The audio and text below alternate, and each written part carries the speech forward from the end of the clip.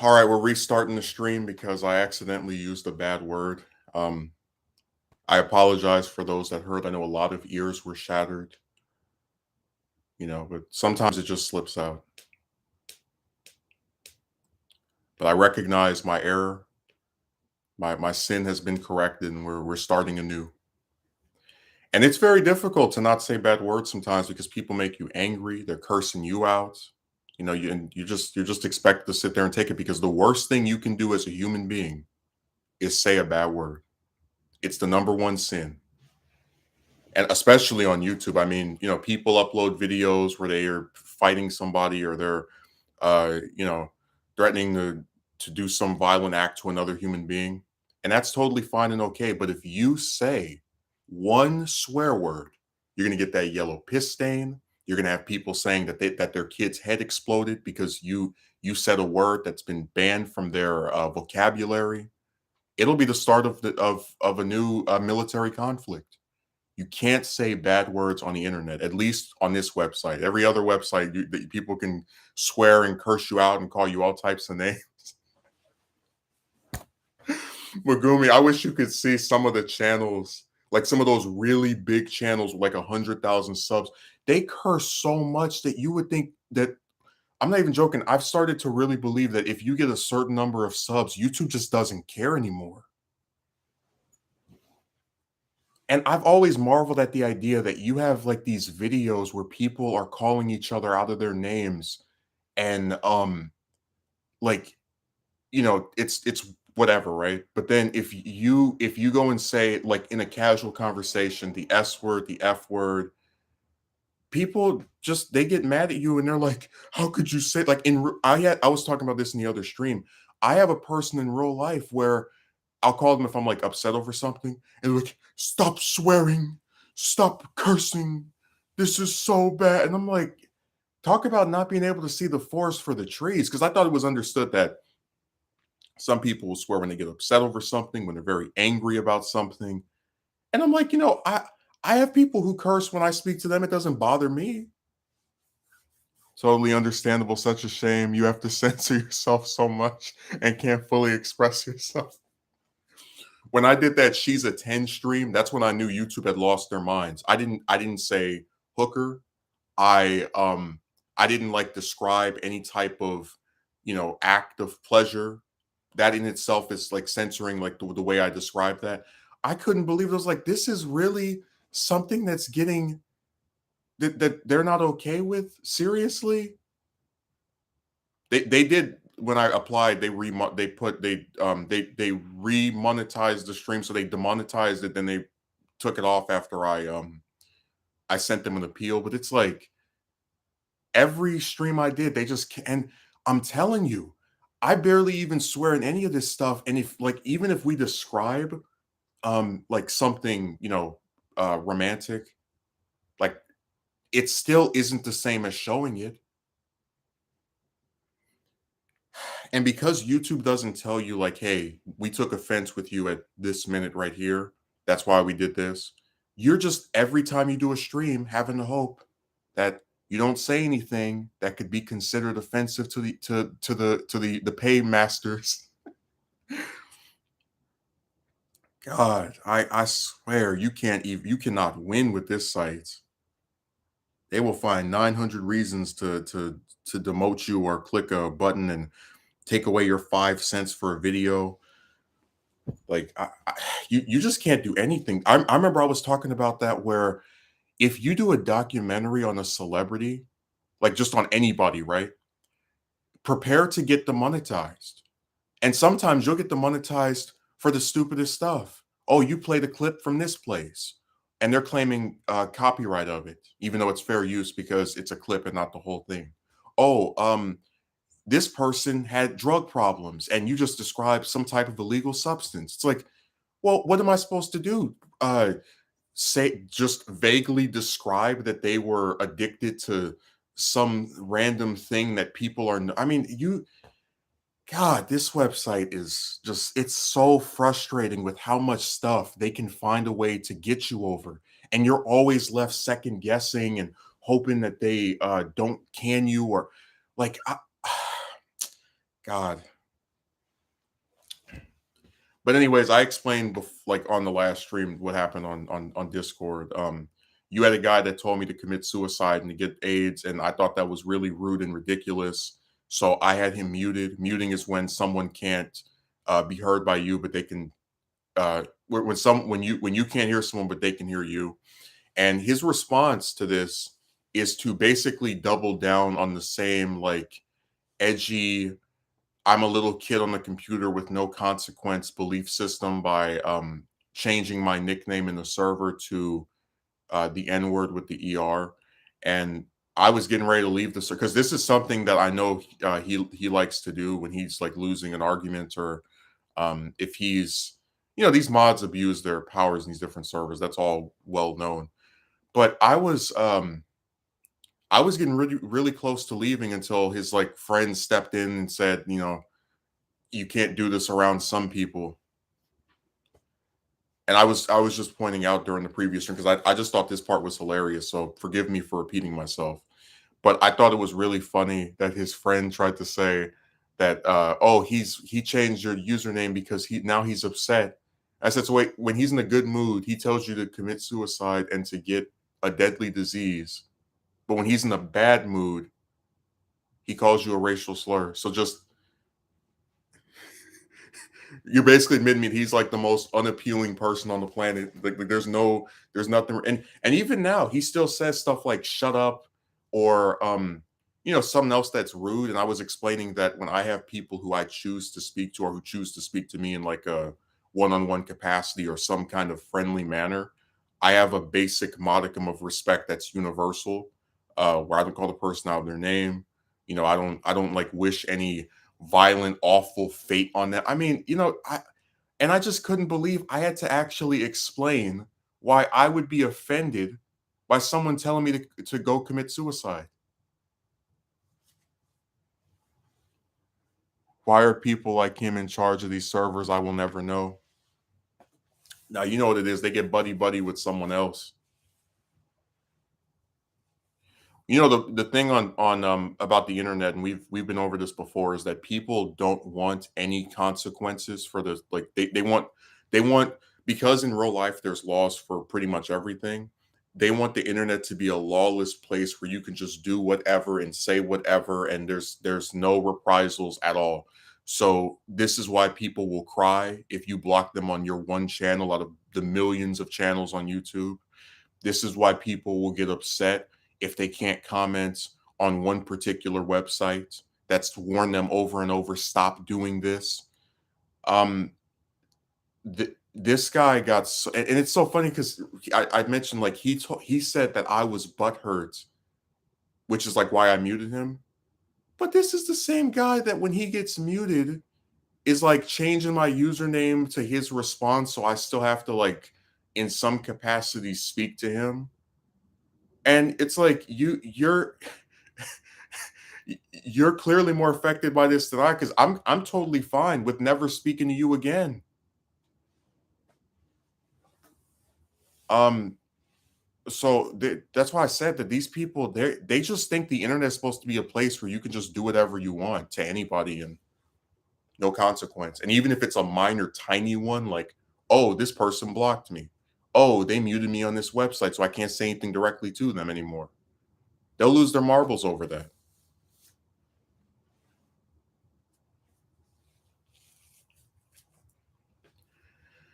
But yeah, that thing in that VC was really shocking. I was very surprised that he would do that.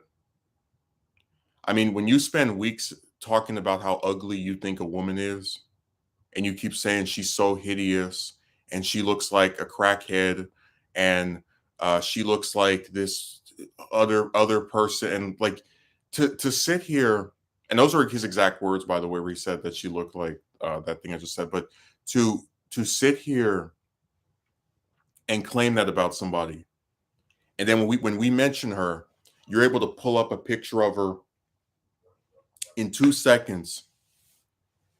And then we found out what he was doing with her. I just think it's the ultimate irony. I'm even somewhat traumatized just hearing about it. What the hell? Dude, I've never been in the VC where someone comes in there They mute their mic for almost an hour and a half, 80 minutes, and then when they finally start speaking, you can, like, hear somebody in the background, and they're, like, making all type of flirtatious language. I've never seen someone like, I've never heard of that happening before, is where someone wants to be in a call with people so badly that he's going to be in the call with us while he has intercourse with a woman that he said was ugly last week. That is insane. I like, literally, out of all the times I've been on Discord, that's never happened before, where someone joins a call as they're having sex. I've never seen that previously. I hope I never see it again. It was so nasty. Like, he would come to his phone and type something, then he would stop saying something for another 10 or 20 minutes. You know why, right? Because it goes like this, and then he goes and types, and then it resumes. I like it was gross.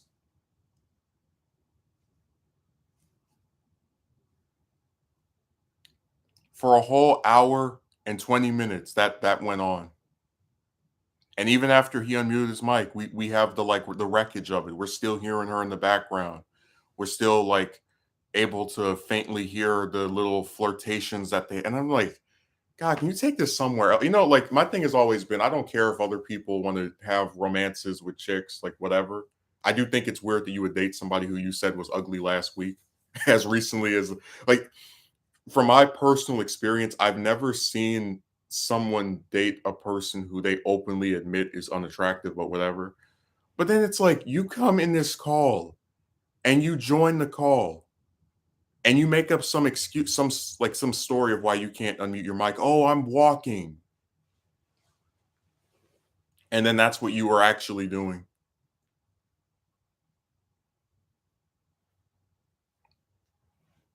That was so nasty.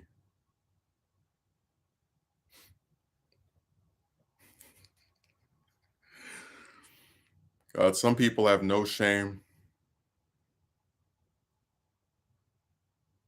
And remember, she consented to that. She could hear us just as well as he could, and was, I guess, totally fine with, you know, with him switching back and forth between doing things with her and trying to, like, participate in our discussion. It was really gross.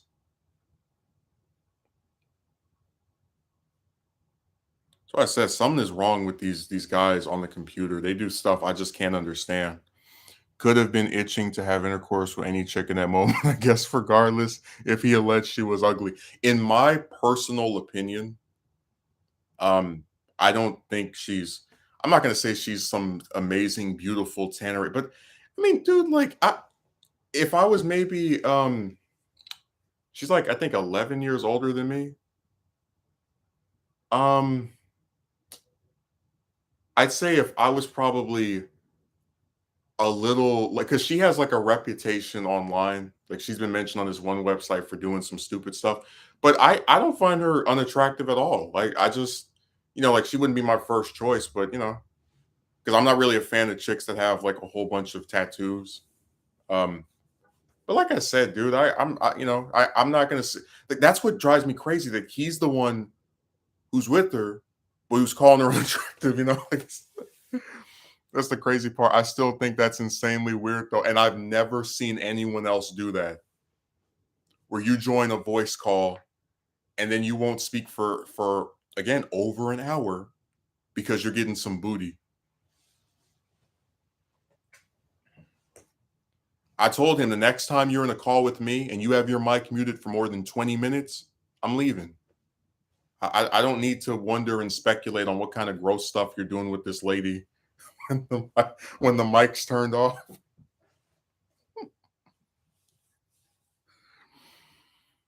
Man, that was so nasty. Like,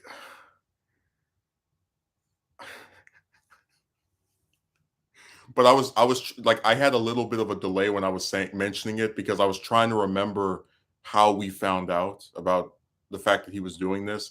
I think it was the length of time that his stuff was muted, and the fact that he would keep, like, not saying anything on and off. Like, he'd be really talkative for like a minute, and then he would just become silent again. And then when he unmuted his mic and we heard that woman giggling in the background and like all the rest of that, that's when we knew because they were able to recognize it as her voice.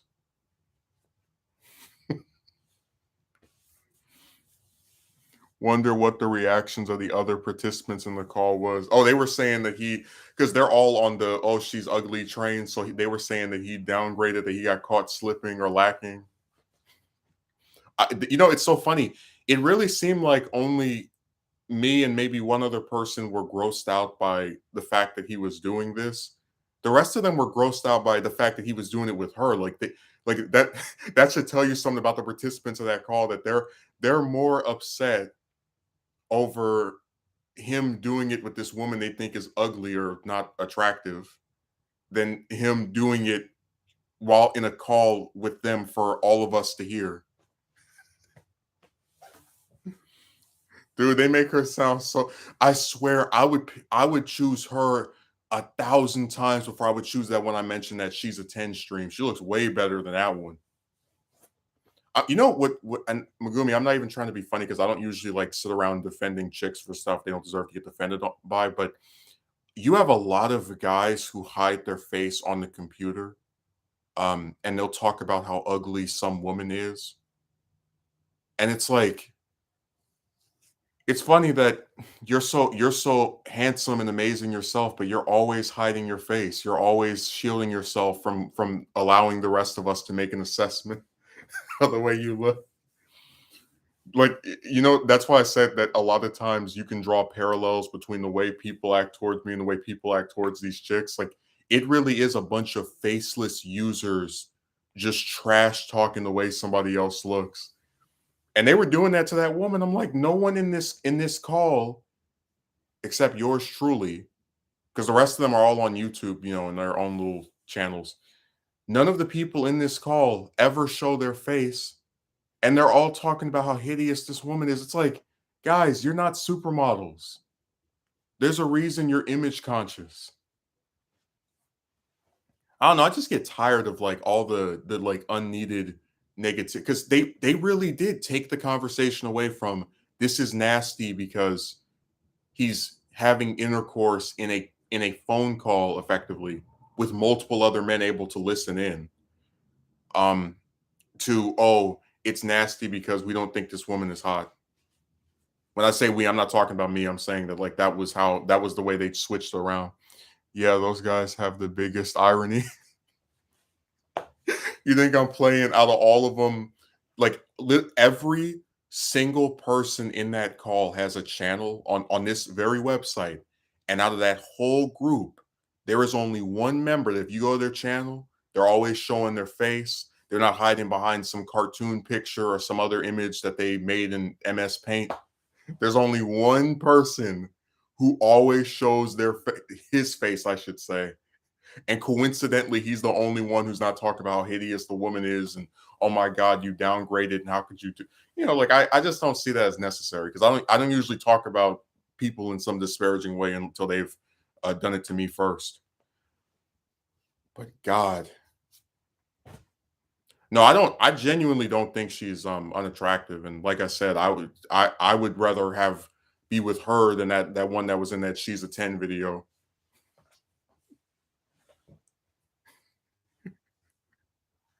The only thing I don't like are all those tattoos. Like again, that's just my personal preference. But even like I said before, I'm very flexible when it comes to the types of stuff that I mean, like I have preferences, but I break them fairly often.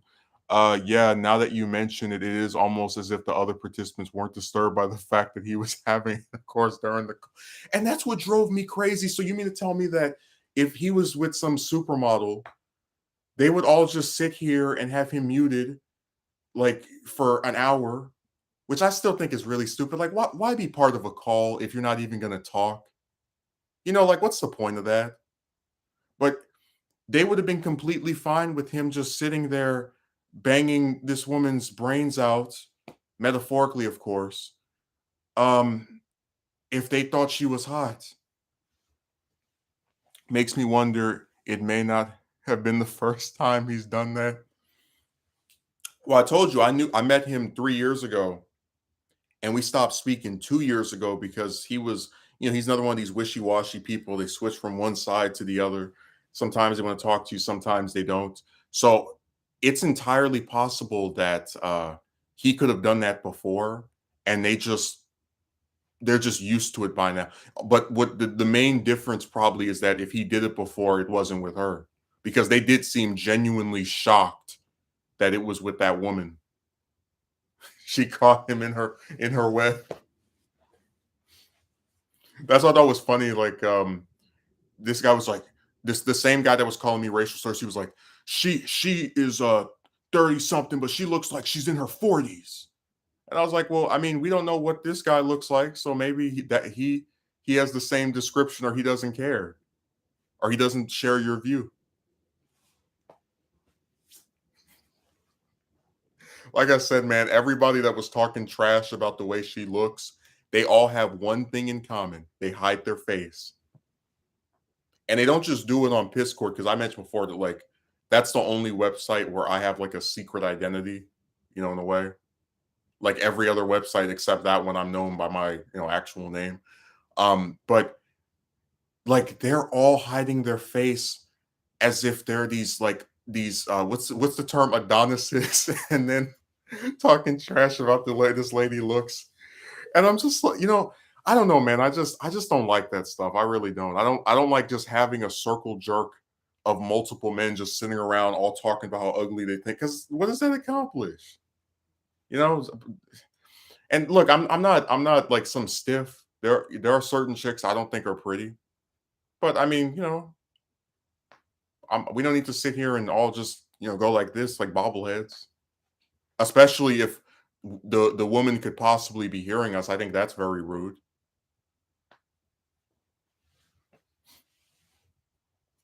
If I ever did like a top 10 worst things that happened on Discord, that's going to be in there. I never thought I'd see the day where somebody could come in the VC and have sex, and like people would be more offended by how pretty the woman he was with was and the fact that he's doing it. But yeah, you might be right, because like I said, I didn't know him for 2 years. I said forget it. He was gone. He was done. Yeah, that was really surprising to hear. But you get the irony, right? That like I really did feel sympathetic, as crazy as it may sound, for her in this particular instance, only because I know what it's like to have a bunch of faceless men talking about the way you look as if they're all so attractive themselves. But again, it's like you have to wonder how much self-respect does she have if you're gonna engage in that type of activity for multiple guys to hear, um, and do it with a guy who called you ugly as recently as last week. And he had so many cover stories. He said that he was going for a walk, like he was like walking outside, but then when he unmutes his mic, you hear no trees, you hear no forest, you hear no cars. He reminds me, there was a content creator. I'm not going to say her name because she doesn't need to be promoted, but she's one of these like lazy content creators that they just sit here watching something with the little window, the reaction channels. And she was copyright striking people for playing clips of her. And there was a stream that came out 2 years ago where her boyfriend gets on the line before she does, and he's like, "Oh, she's walking the dog," and 2 hours go by, and she still isn't back. And then when she finally shows up, she's insulting people and calling them out their name and etc. And it's like it's the same excuse where they come up with a reason. Like, it doesn't take 2 hours to walk a dog, and it doesn't take an hour to like. I just don't believe he was outside walking for an hour. I don't buy it. I had this joke. I said, if she really took that dog outside for a walk for 2 hours, that dog is gonna look like four arms from from Ben 10, the red alien. Oh, it's all buffed up from exercising. God, people make so many excuses. I've been walking for an hour. Yeah. It's too bad Akatsuki merchant hasn't come back. That was why I did like briefly hesitate to end the stream because that does happen where sometimes you restart it and then the person that you were talking to like doesn't know to like click back and return. So maybe he'll show up again. I'm not gonna hold my breath though. I know he's a bigger fan of those the streams at like 6 a.m. I tried to do one this morning, but I was just so tired. Like I was I really hate when you have like nights like that where you just can't go to sleep no matter how hard you try. Like you can lay in bed for an hour, nothing works. You can shift positions. It really drives me crazy. That stuff is really uncomfortable too, because it's like, you know, I usually try to get up by a certain time. I was really surprised I even got up to still do this because I was like, all right, well, I'm basically foregoing waking up at, X amount of hours. But to my shock and chagrin, I did manage to get up at 9 something. Yeah, that is true. It's also a shame that you're going to delete your first stream today as well. I hadn't finished watching it yet. Um, Maybe I'll put it unlisted. I haven't like deleted that one. It's just it's unlisted. But I did get rid of the other one because YouTube like loses their marbles over profanity. Like I don't know what's wrong with them. And like I said on this website, there are all types of different videos that break the guidelines and they're still here. You have videos of people getting prank called. And I'm not even joking you. The prank caller is so irresponsible that they'll actually, when the person like says their number to confirm that they were called by like maybe by mistake, they say their number for whatever reason, right? You can actually hear them say the number. They don't even censor it. So there are people whose literal phone numbers are online for us, and like we can know who they are by identifying them by their voice in this call that's been posted on YouTube because the person making the video can't be bothered to spend 10 minutes in their editor editing out where they say their name or where they say something. I already said before that like the problem I have is usually when I edit audio, specifically if I want to edit out someone saying something, it's very difficult to do because when I get audio, it's like it has to be attached to some kind of picture or file that's like an image. And it's like a little line under it, and I have to like crop out the piece. And it's not it might sound very complicated, but it's not as easy as just, oh, I can just put this sound over this thing and nobody can hear it. No, it can be very difficult.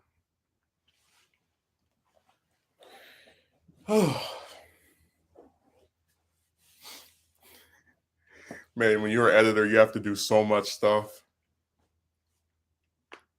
You have to write a script, you have to get pictures, you have to cut out your stuttering. Then when you upload to YouTube, you have to make sure that you got a thumbnail that people will click on.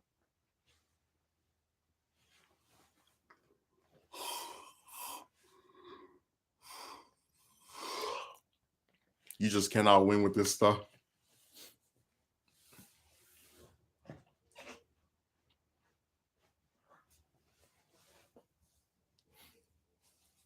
No, these websites are run by some real clowns. But I think I mentioned that Discord's probably the closest thing to a no man's land as any of these sites because they have a bunch of servers where you have mods who are pretty much there as like a joke. They have powers, yeah, but they don't actually care if somebody's messing with you or calling you out of your name or whatever.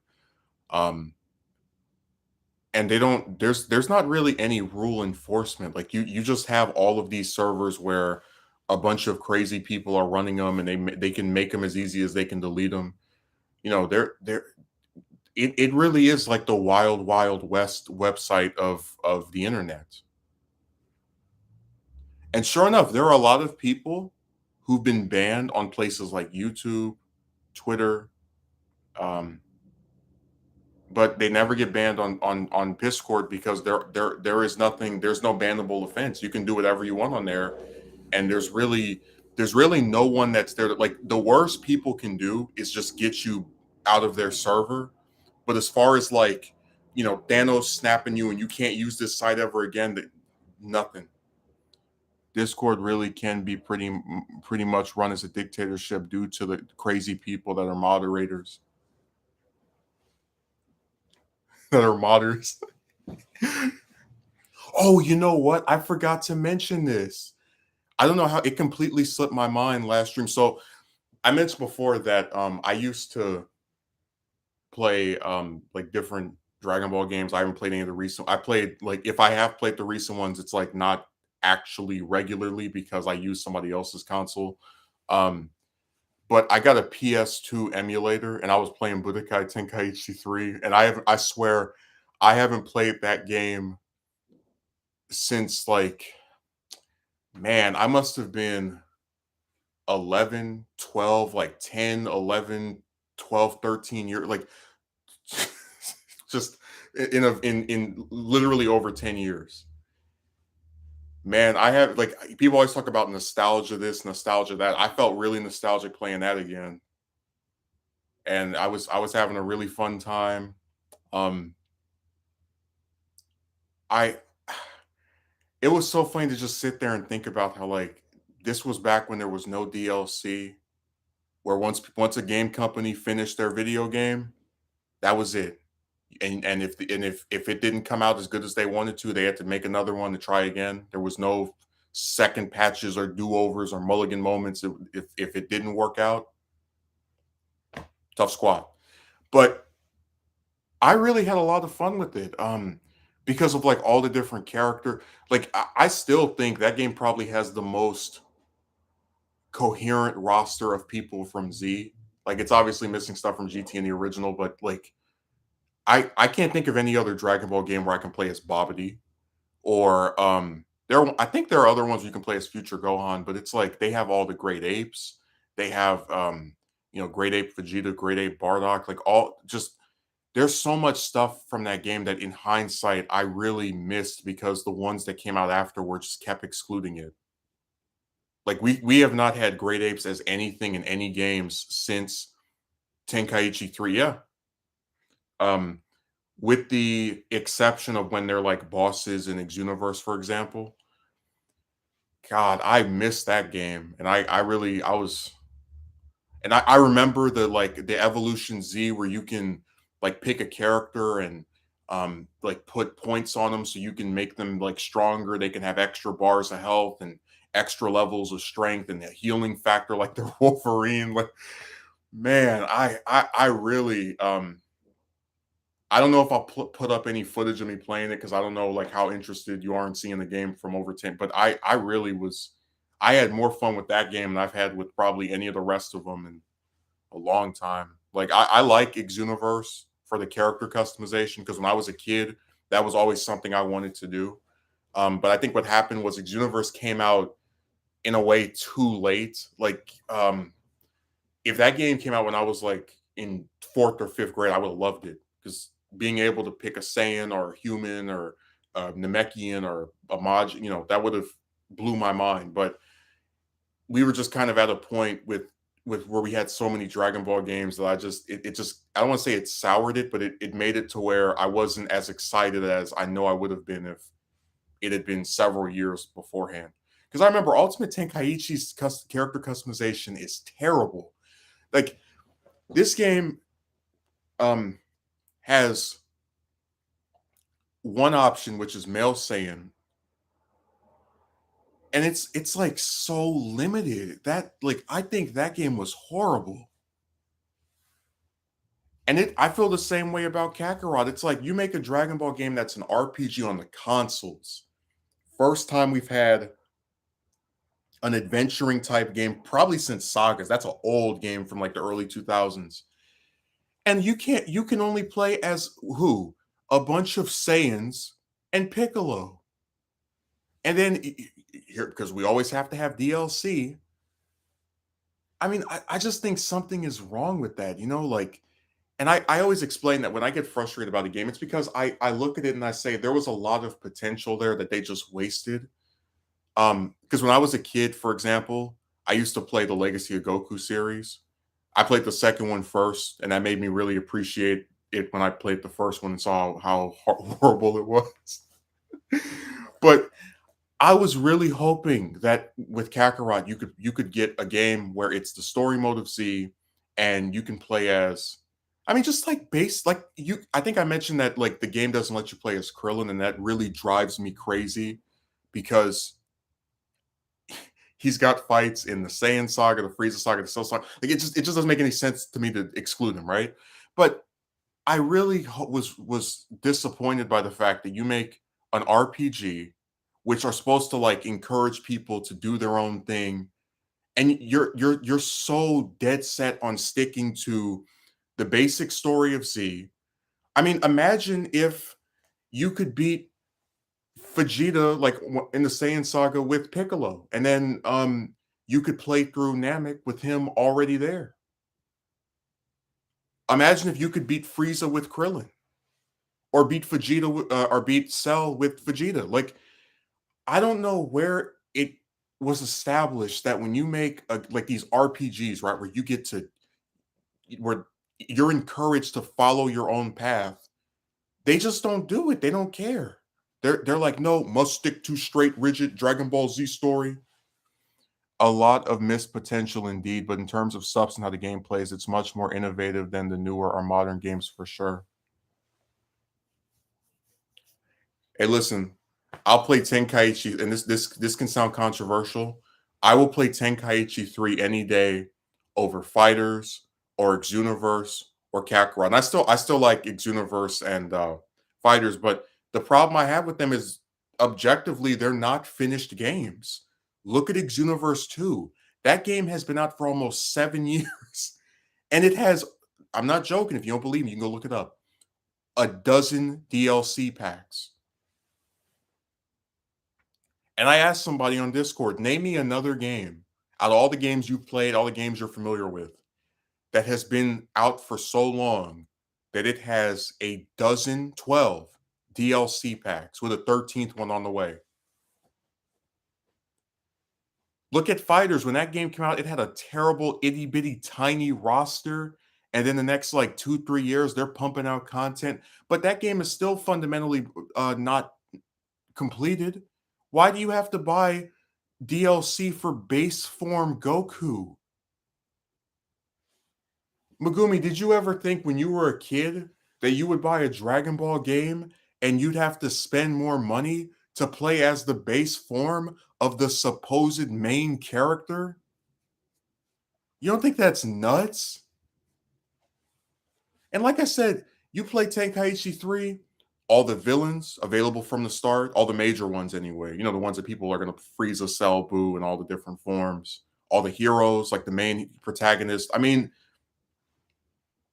that's why I said, like, whether it's Budokai Tenkaichi 3, whether it's Budokai 3, whether it's Budokai Infinite World, there was a time with Dragon Ball games. Look at Raging Blast, for example, where when they came out and there was something that maybe they thought people should unlock or should work a little bit harder for, they knew to give you the bare minimum. These people won't even do that. It's their plan to milk the series, try to make more money from DLC than just putting all this stuff in the game upon release. Yeah, I told you, Fighters, if it didn't get any of that DLC, it would be an all right fighting game with a garbage roster. And even now, it's still an all right fighting game with an okay roster. Um, I have a person that watches tournaments, and he says that so many times there are mirror matches because people play as like the same. Because you know that like one of the criticisms we talked about is how people say, "Oh, all the characters in the previous games play the same." But one of the reasons that that was something I didn't mind is because with fighters, there are characters that people actually like that they don't want to play as because of how garbage they play. So, for example, you have no one wants to play as Fidel, no one wants to play as Krillin, no one wants to play as Goku Black. And again, if this was something like Tenkaichi 3, where I can just pick up anybody and I have like a pretty decent idea of, like the monkeys are slower, but it's harder to like get them in a lock. You get the idea that if it was a game like that, I could pick up any character I wanted and instantly know how to play as them. Well, they got to go with the meta because of journey reasons. Man, we live in a really sad era. Like I'm gonna ask you again. Did you ever think when you were a kid that there would be a day where if you wanted to play a Dragon Ball game, you would have to pre-order like normal Goku, like black-haired Goku, regular Goku? You have to download that's extra content. You don't think that's insane? Like, this isn't Broly, this isn't Janemba, this isn't who's another example? Moro or, like, it's Goku. That is insane. No, these greedy companies are killing, like, any reason to wanna play this stuff. Like, if I wanna play fighters, right? If I get Xbox One, it's like, let's say $300. Um, and if I want the game, I think it's like 20 bucks now. You can get it fairly cheap. So I get that's like 3 to $20, right? 320. The DLC from what when I looked on Steam, it was like 5.99, 19.99. So basically you're gonna end up paying probably like a good 30 or 40 extra dollars for this DLC for the game as well. So by the time you finish, you've spent almost what is it like 350, 360, and that's not even counting Xuniverse 2, because if you buy that game and it's at full price, that's $400. And if you buy all the DLC that's come out, let's say it's all 5.99, right? You're still talking about like 550 or 560. And that's why I said that like this is not about making a better game. This is about putting out half finished stuff and knowing that you have all the time in the world to expand on it to get people to keep playing the game that you should have long retired for a third installment. No way am I paying additional more for a base character. That's what drives me crazy. Like, this is not Broly. This isn't just think of any like movie Dragon Ball character or any character who's like minor or like for example, if they wanted me to pay for Deborah, right? Deborah's like not even the main villain, but he's someone that I like the design of, might have some cool powers. But I can see where someone could argue he'd be DLC because he's not one of the more important villains of the series. But even then, it's like this is Goku. If you want to play as black-haired regular Goku or Vegeta, you have to buy you have to spend more money on this game you already own. This guy said that like playing a modern video game is like leasing a car. Because when you lease a car, you have to keep making payments on it. When you when you buy one of these games, you don't just get it and then that's it. You have fun, whatever. You have to buy the game, then buy all the different DLC packs that come out for the next 10 years. So you're never not like you never stop paying for more stuff for this damn game. Oh my god. That is like they've really hatched a good scam here where they can just keep taking money from people for something they already own. And like I said, you go back to Tenkaichi 3 to Rage and Blast 1 and 2, this didn't exist. You when they put that game out and there was something that you didn't like about it, feel free to write a review. We'll try again and make another one.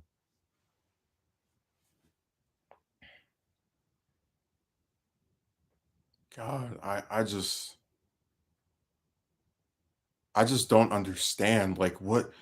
And again, it's like you look at some of the DLC, and I said before, the stuff with Xenoverse 2, I can live with it only because a lot of the stuff they're adding, I think the game is still enjoyable without it. I'll admit it's so much stuff to where you're like, yeah, I might as well get this. But in the case of fighters, like I said, the roster sucks, right? It's like you can't play as Kid Gohan, and Kid Gohan is like a very important part of Z, which is what this game takes its name from.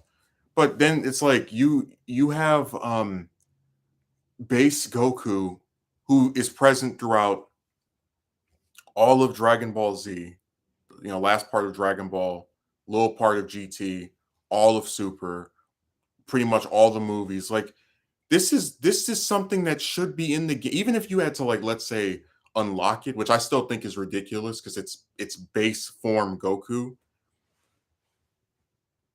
I can't reconcile where it makes sense that you should have to pay for something like that. I really don't. That's like if they made a Naruto game. No, you know what? I take that back. Let's say they made a because I'm gonna use an example that you're familiar with. Let's say they made a fighting game of like the Spider-Man movies, like just all the different Spider-Man, like fighting or whatever as their I'm talking about, where like it's basically like fighters, where it's a fighting game. You get to play as all the different movies, Spider-Man, all the different villains. Imagine if to play as Maguire's version, as the Raimi trilogy Spider-Man, but not wearing his costume, you have to buy DLC. You're like, why do I have to do that? This isn't some minor villain or some supporting character. This is the main protagonist of one of the main protagonists of this whole series. Why do I have to buy him as DLC? But that's what I'm saying, that like the stuff that they're able to get away with in this new market of putting out half finished games so you can charge people dollar after dollar for stuff that they should already have is insane. And I gave the good example of how the first time I ever saw this practice was when Marvel vs. Capcom 3 came out. And I was like, "Oh, this game is fun. I like it." And then maybe 6 months later, they came out with Ultimate Marvel vs. Capcom 3, and it's got, like, I think 12 more characters, 5 more, 12 more characters, 10 more characters added in. I was like, "Wow, so you guys put out a half finished version of this game, I guess I should say a 75% finished version of this game, just to release it several months later with more characters so that now we have to buy it twice." I never forgot about that. I always thought how scummy that was to put out a game and then just a couple months later, "Hey guys, here's the actual finished game." Well, then we bought the other one for nothing. This reminds me of the SF4 editions. I remember we had this conversation about Final Fantasy VII's remake, where it's like the game's called Final Fantasy VII Remake, but it's only like I think 30% of the actual game. So how is it a remake of that game if it only remakes like a quarter of it or a third of it? But you know what that is, right? They want to make more. They know that Final Fantasy VII is considered one of the greatest games ever made by game historians. So they want to make more money off of a product that, if it were complete, the whole thing, like that whole game would have been remade in one go.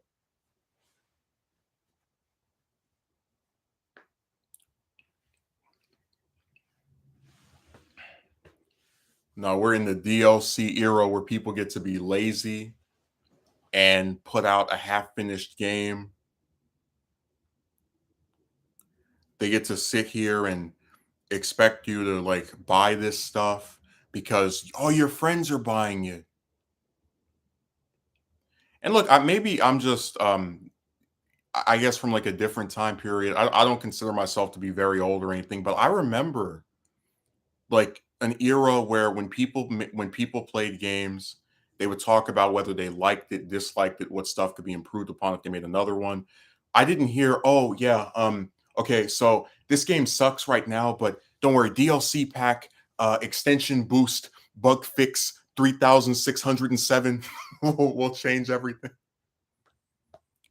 Yeah, basically like that too. It's an episodic game, so they intend to release the game in parts and change each episode and charge each episode full price for the see, that's ridiculous. If you were dealing with a company that actually cared about its customers and the fact that not everyone just has a bunch of money lying around the way for you lazy pricks to put these out, they would have released they would just say, "You know what? Full game coming out in 3 years, 4 years. People would wait.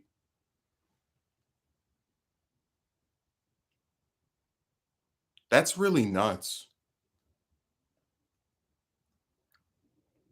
So I said these gaming companies have lost their minds. They just think we're supposed to sit here and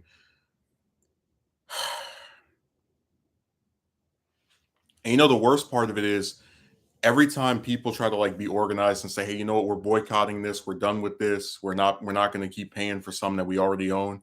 You always have someone who says, "Oh, well, they had a deadline they had to meet, and they're working their hardest." And I mean, when I like Fighters was the perfect example. When I talked about how garbage that roster was, people kept bringing up other games and oh, they played the same. They never once asked me how big do you think the roster should be.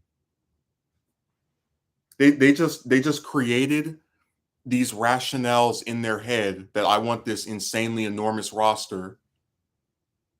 Um, Instead of just asking, hey, so what kind of characters do you think would make you feel more content with the roster of this game? Who do you think they should have? How many do you think they should have? What to you is a decent roster? And I just think it's crazy that it feels like every Dragon Ball game, like the roster is getting smaller and smaller. Like when I played Rage and Blast 2 for the first time when I was a kid, I was excited to play as 14 and 15 because we never had them playable in any game before. Um,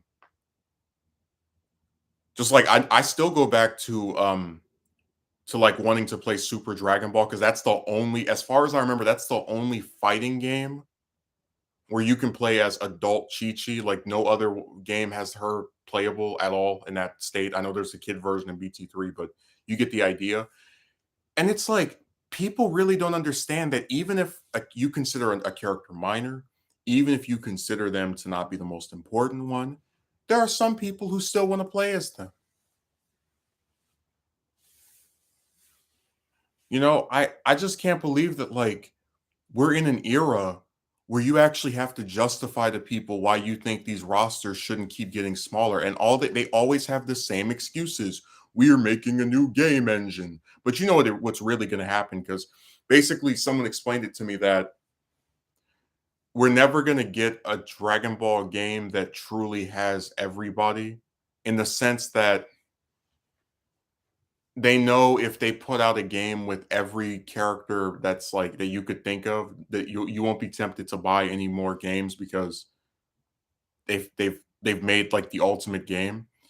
Um and there is some validity to that. I mean, I know people who said Raging Blast was like a disappointment compared to Budokai Tenkaichi 3, even if it had like improved graphics because they wanted, to play as like people from GT and from the original series as well and the Great Apes. But it really seems like the way the trend goes that a company makes a new gaming series or engine, right? That has like the Dragon Ball title on it, and they put out 1 to 3 games. And if your character that you wanted is in any of these games, oh well. And you just have to hope the next person that picks up the baton of fighting games decides to stick them in there.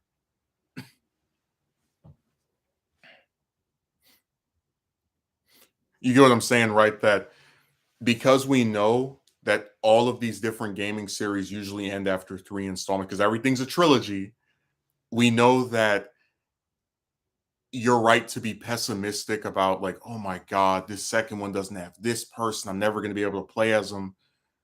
Like it, that's really an interesting thing to think about how they purposely keep doing these soft resets and they're like making their rosters smaller and smaller and smaller because they know that if they make a full, finished, huge roster game, something that has like the size of BT3's roster, but even larger, there probably would. I mean, like I think about just BT3 for instance. It's like, okay, if that game had Kid Krillin and who else is like a major fighter from the original? If it had him, and then for GT, if they had General Rildo, if they had adult Trunks and Goten, um, if they had because you can make GT Videl like an outfit for regular Videl, but I'm really like, the more you think about it, if they made a game that, like, had a roster that was just a little bit larger now, I probably would be satisfied with, like, yeah, that's the ultimate Dragon Ball fighting game, but it's I'm just saying that, like, it's really scary how they just keep finding ways to get tinier and tinier and tinier. Like, what progress is being made when you don't even wanna play as your favorite character because they're rated, D tier? You know, they suck so much that nobody wants to play as them ever. They have their move set is so horrible, so awful, so off-putting that a person who may like the character personally is, like, turned off by playing as them. I was actually talking to this one guy, I think it might have been Thursday, but it might have I don't know, it was earlier this week, but he said that the only thing that Kakarot had going for it was that it made you feel like you were watching Dragon Ball or like whatever just for the cutscene. He couldn't like define it. And I said to him, dude, the most important thing about a video game is its gameplay. That is the most significant thing. That is the thing that matters the most. I know there are a lot of people that buy this stuff mindlessly because of like what the brand's name is, but the most significant thing about a video game is supposed to be its gameplay. And when you have a game that has gameplay that I think is like whatever, and it's not really doing anything that I find to be that innovative, I'm gonna say forget it. Because if they come back and they do a Kakarot 2, which they're not going to do because they're going to pump 900,000 pieces of DLC into it for the next 5 years. If they do a second one and they make, let's say it's based off of Super, the roster for characters in that game is going to be even smaller than the one they did when they made their adaptation of Z. And that's why I said that game is so wasted in terms of its potential because having an RPG Dragon Ball game on the consoles with all this memory, etc., you should be able to play as any Z fighter you want. You should be able to challenge any villain with whichever Z fighter you want, and you should be able to beat any of them with whoever you want, and then have alternate scenarios based off of that. Because then you'd actually be doing something we've never seen before, especially if you don't attend tournaments. Oh, far too many pay a lot of attention to tier lists in fighting games. Tier lists are meant for tournaments, though it shouldn't dictate your choice of which character you choose to play as. No, no, no. It doesn't dictate my choice. I'm simply saying that because, like, how do I explain it? Um, quantity doesn't equal quality. And what I mean by that is all these characters may have different play styles, and Videl is different from Gohan, and Gohan is different from Krillin. But if the if the way they play you don't like, even if it's your favorite character who you like because of who they are in the series, you may feel discouraged from playing them. Whereas if it was a game like Raging Blast, like Tenkaichi 3, like Budokai 3, you wouldn't feel that way because there's a basic play style that is the same for each character, where you can just pick up anybody and like you know how to use them. You know that this button is punch. You know this button is this move, and that's why I said that. Like I don't understand why these people aren't getting it. Like, what is the point of having characters play differently if there are some characters who are seen as inferior to others and who you may personally find to be inferior as well? Like, I don't want to play as Goku Black if it's hard to move him or he like moves in a certain way and it's like very difficult for me to master compared to like Piccolo or someone else. But that's why I'm saying that I think the idea of making everyone play differently sounds good on paper, but the execution Like, if making everyone play differently causes you to not want to, like, expand your roster to include basic people, now I'd honestly just have a game where they all play similarly again. I'd rather that. Because think about it, their reason for not including more characters is we can't figure out a way to make them play differently. So your reliance on these different play styles is actually crippling your roster. Your inability to make 900 different ways of fighting or moving the characters around makes you less likely to add more characters to your game. I'm just saying, man, like when I played Budokai Tenkaichi 3, I could pick up Shiatsu, who I almost never play as, and I'd have just as much fun with him as I would with I don't know, Super Saiyan 4 Goku. Because it's like not every game needs to have, what's a good way of saying it? There are benefits to rosters where characters like play. And dude, like I said, man, look at all the games that have been released. Like I just think it's so weird that they're trashing all these older games for a supposed lack of variety in play style, when a lot of the play styles that they have the option of using they don't use because they know they're terrible. There are so many tournaments, Megumi, that where there are mirror matches where it's just everybody playing as Ultra Instinct Goku or GT Goku or Baby Vegeta, and it's like, that's I just think that's sad.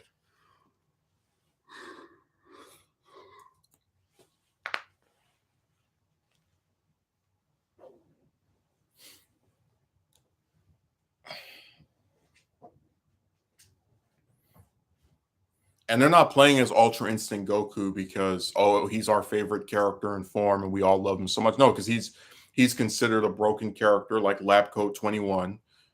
So people are going to try to get a shortcut by playing as someone that they think it's easy to use, or easier to use than the other characters, I should say. That's the only reason they use him so much. It's not over like, oh, he's so special and his play style is so unique and I have so much fun. No, they want a shortcut by using one of the higher tier characters to do that.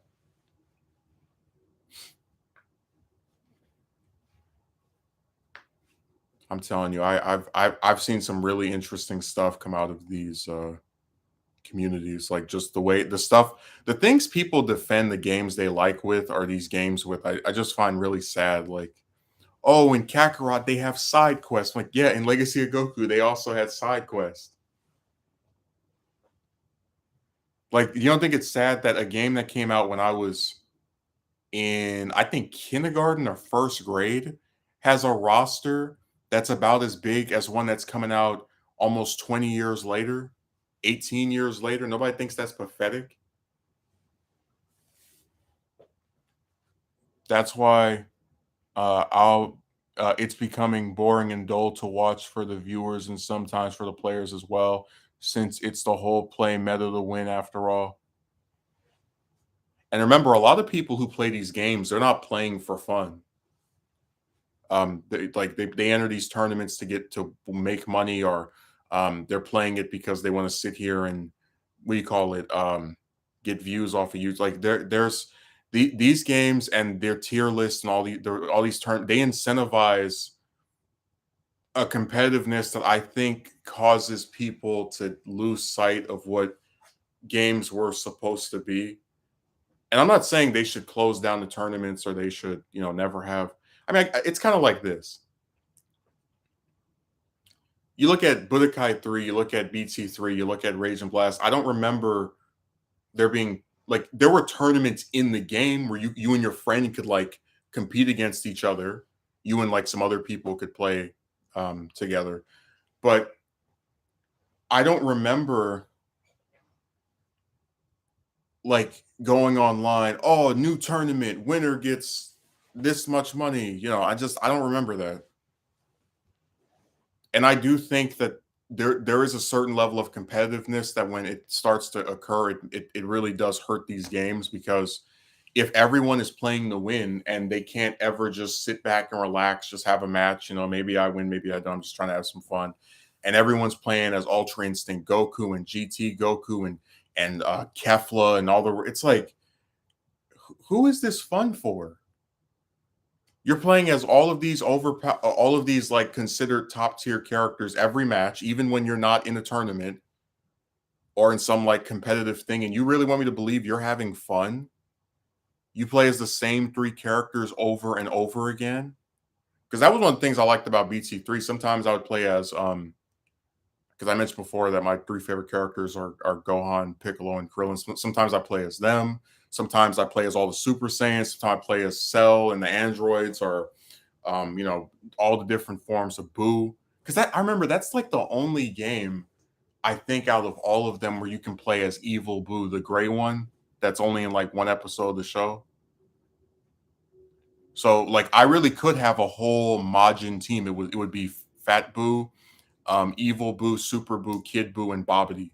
Or sometimes it would be Fat Boo, Super Boo, Kid Boo, um, Bobbity, and Deborah, depending on how. I usually would prefer to have Deborah because I just like him more than Evil Boo because we don't really know Evil Boo as well as we know Deborah because he's only in like one episode.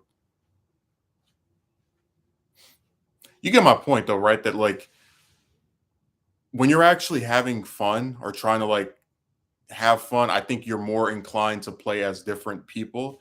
And when I see like these different guys on the internet and they always play as the same three or four characters over and over again, it just seems like hard for me to believe that like they're having fun. And like especially when they start like getting angry about like losing or not winning. I don't know. It just seems antithetical to me. Like they can claim this is a good game and oh my god, it's so amazing, but do you actually have fun with it? I really think a lot of people that play these games are not actually enjoying them.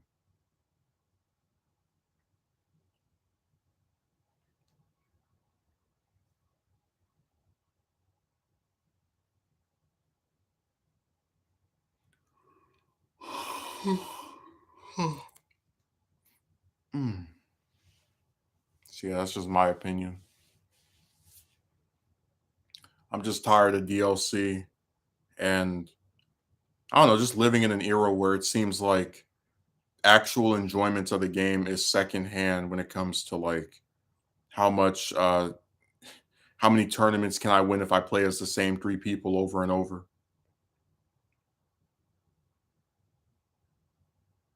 Because you have some players, thanks to the everyone play differently, thing, who like are discouraged from playing as other characters because they feel like they've mastered the few that they have, and if like they basically be starting over if they were to do it again with someone else.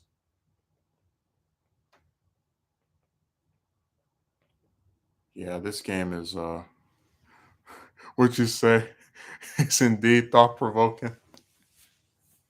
I'm just saying it does like when I look at these tournaments, especially the people that like live stream or they're like on Twitter, do you know how many times somebody gets cursed out because they won a match?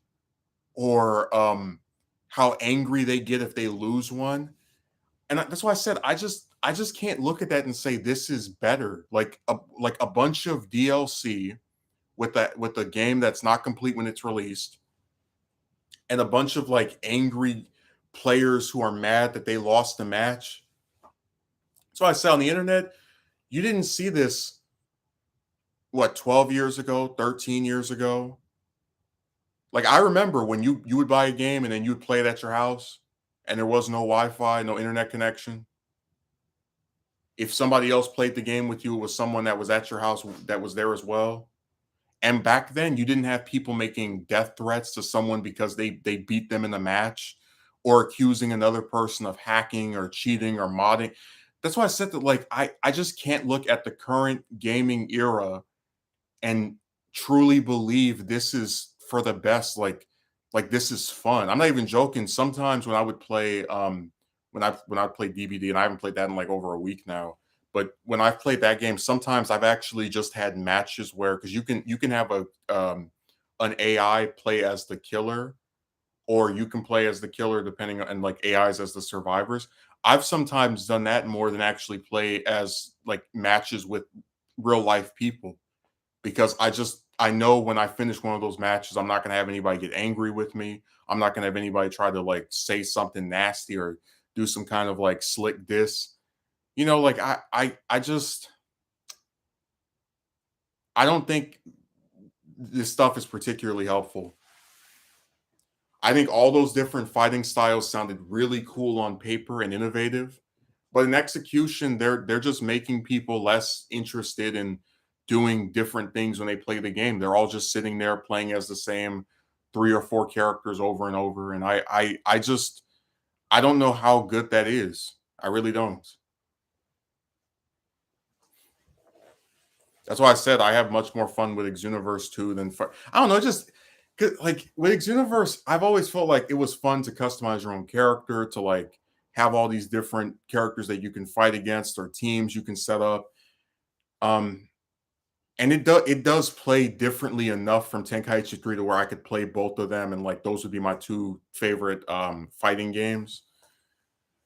And I don't know, I just feel like fighters, even if it's got like 40 some characters now, it just still feels really limited. I guess the best way to put it is that I don't think it's as good of a game as people say it is. I'll just say it that way.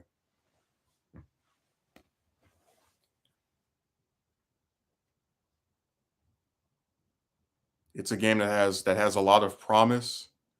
Um, but it's a game that nonetheless I think is limited in terms of its range. There's too much stuff that acts up about it. The different play styles is meant to incentivize diversity, but in reality, unfortunately, it achieves the opposite in most cases.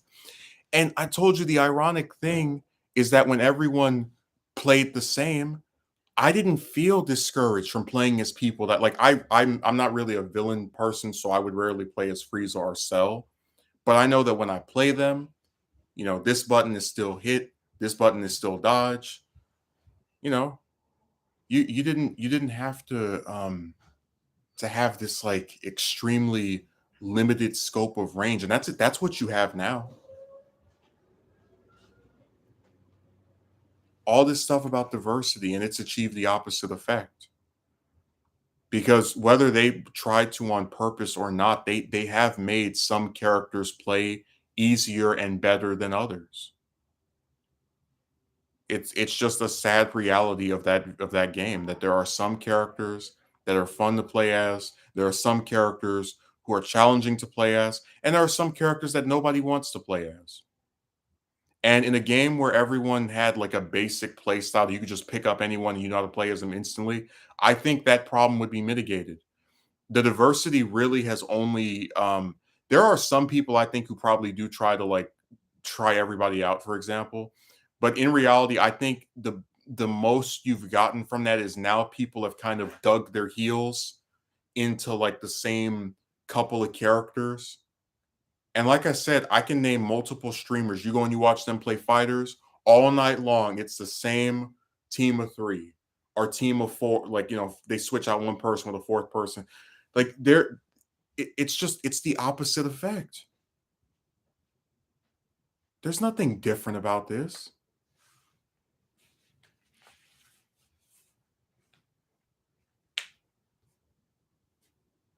God, I just think it's really sad that the things are like this.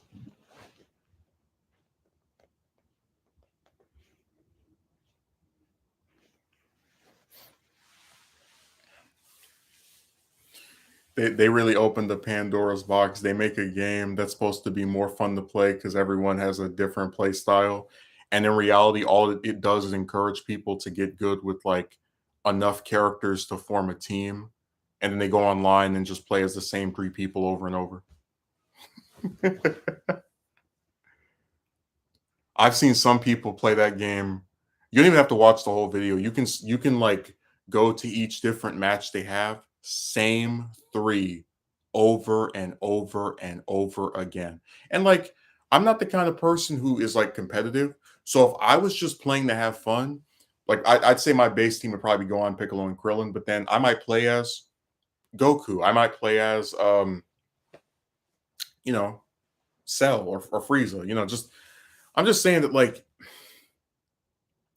people who are really trying to have fun usually, just from my own experience, don't play as the same couple of people over and over unless they have some incentive to play as them. And I think the incentive is that they get really good with a few characters, and they're like rushing and racing to be in these tournaments online or to play online competitively. So they just dig their heels in those couple of characters, and to hell with the rest of the roster. you know,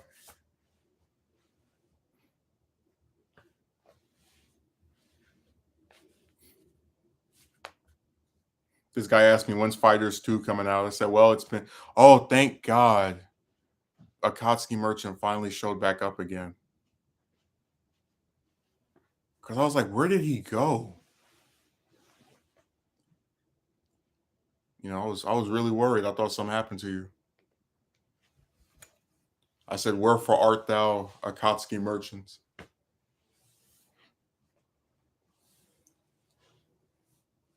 By the way, before you write anything else, I also have to like tell you that I hope you well, I'm not even gonna say that like as a joke, but you you know what I'm referring to.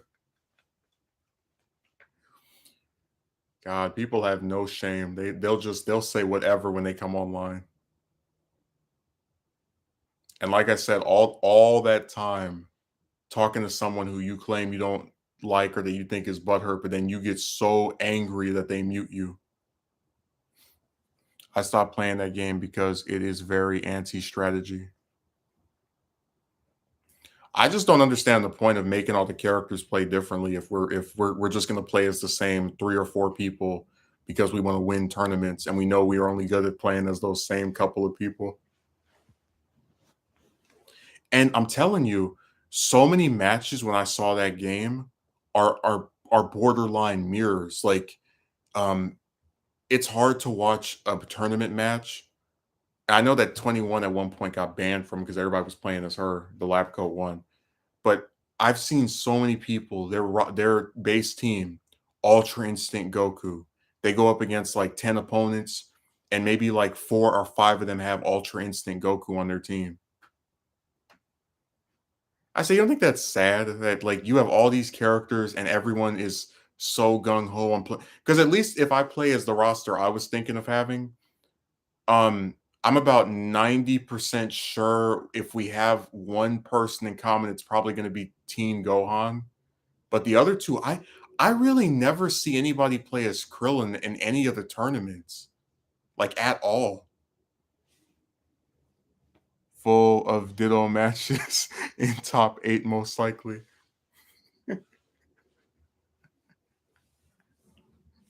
I remember the first time I heard what a mirror match was. I really did picture like you look in the mirror and then you just appear in front of yourself and have to like battle you in real life. There's this one streamer that if you go into his lobby for I think it was Smash Brothers, he'll kick you out for having the same character that he is. Like, no, I don't do mirrors. He said if I wanted a mirror, I'd go in the bathroom.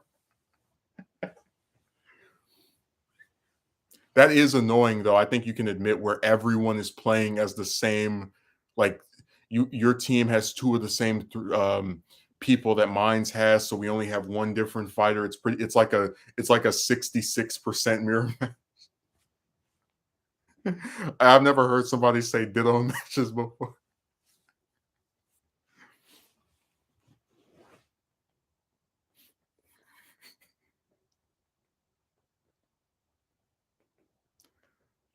There was this one picture I saw about 10 years ago where somebody was like, you leave your Pokemon at the daycare center, and it's like a Ditto in a Hulu skirt with like a bra, and like the traumatized Pokemon is like, "Who are you?" And the Ditto says, "I'll be whatever you want me to be."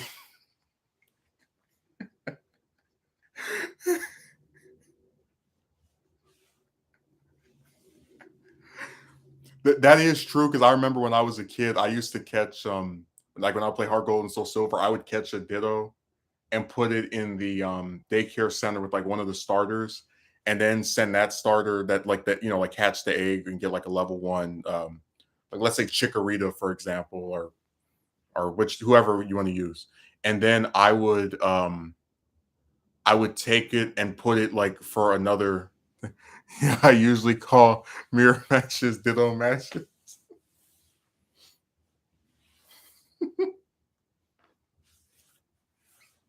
I remember when I played I think that was yellow.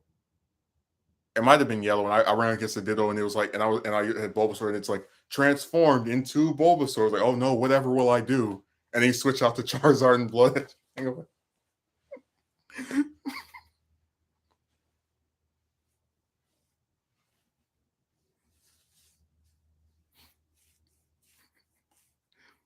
No, I'm just saying that like you reminded me of Ditto because I forgot how in all the games I would always use Ditto as like the breeding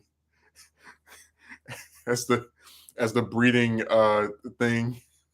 Like that like Ditto just sat up in the daycare center for the whole game.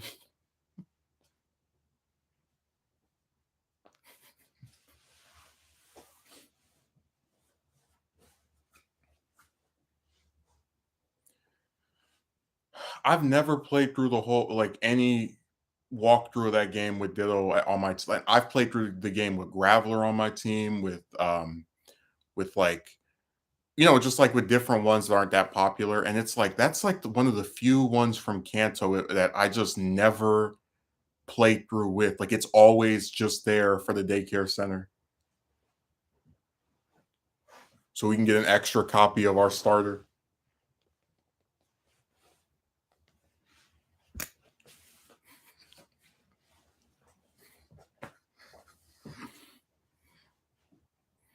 I've attended a local Smash Bros tournament before, so I have experience playing against players who will always use the same 3 to 4 top tier characters.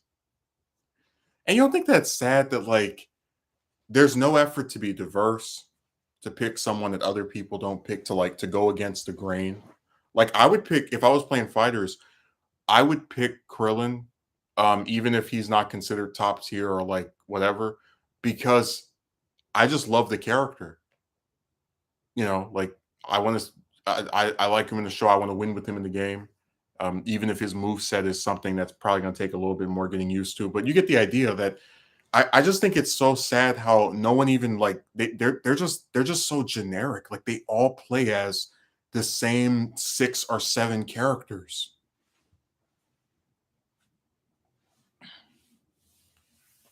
That's really crazy to think about. You have this game, but even if it's just a roster of 40, that's still 40 choices, and you could pick 3 of them, and you're always playing as the same little tiny itty bitty tenth of the roster. People just want to win. It's a massive boost to onesie. Yeah, but dude, it's like that's why I said when I used to play these games, even the fighting ones, like I played as people I liked. I didn't just sit there and go, oh, I wonder if I play as this person, will they have a move I can spam, or will they take more damage or less damage?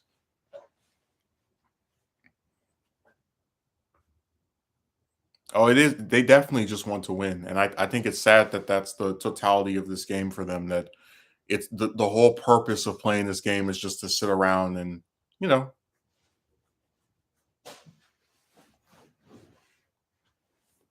I told you games aren't about having fun anymore. It's just a bunch of competitive people that have nothing better to do in their own life to feel accomplished over, and a bunch of lazy developers who put out half-finished games that they can pour DLC on like it's candy over the next couple of years. We live in a really pathetic era where something that's supposed to be entertaining, that's supposed to be fun, exciting, it sucks. This is something I don't really see getting any better. You can say it forms toxic community as well. Oh, absolutely. There's one guy I watch, he plays DBD. He made a video, I don't remember its title, but it was something like "This is what's wrong with this game," where he showed a match where He knocks somebody. He's playing killer, right? He knocks somebody down, hits him twice. He picks him up. He gets flashlighted, so they fall out of his arm. He knocks another person down. He gets flashlighted, so they fall out of his arm.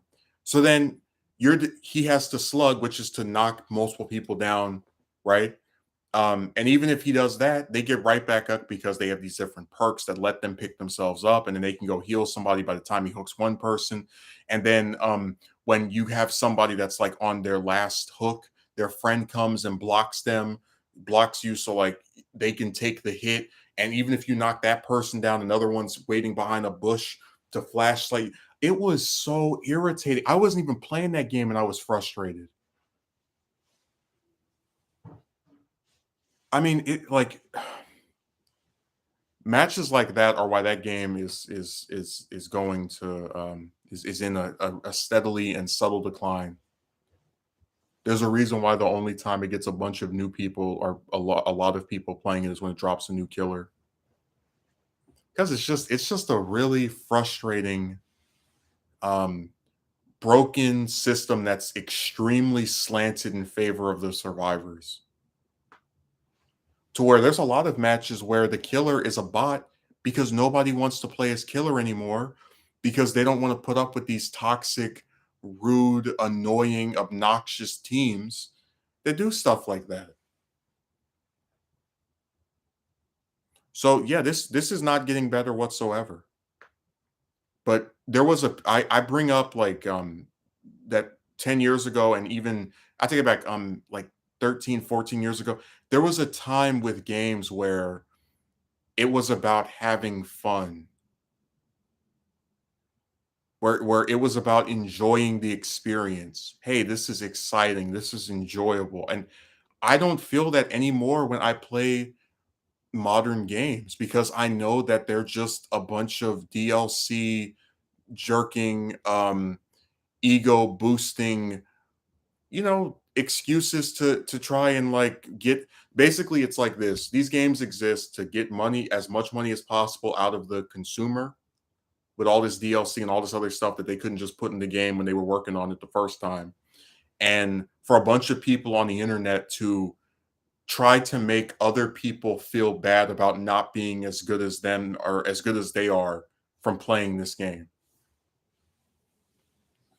I'm really content with JRPG being my most played and favorite genre. I wouldn't have it any other way. And yeah, you said it. Oh wait, okay, I did read Akatsuki Merchant's other comment.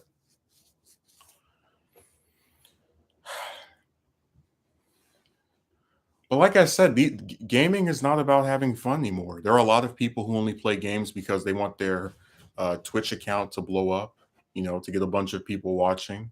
There are a lot of people who only play games because they want to win a tournament. It's they're just a vehicle for people to achieve other means. It's nowhere based around enjoyment anymore,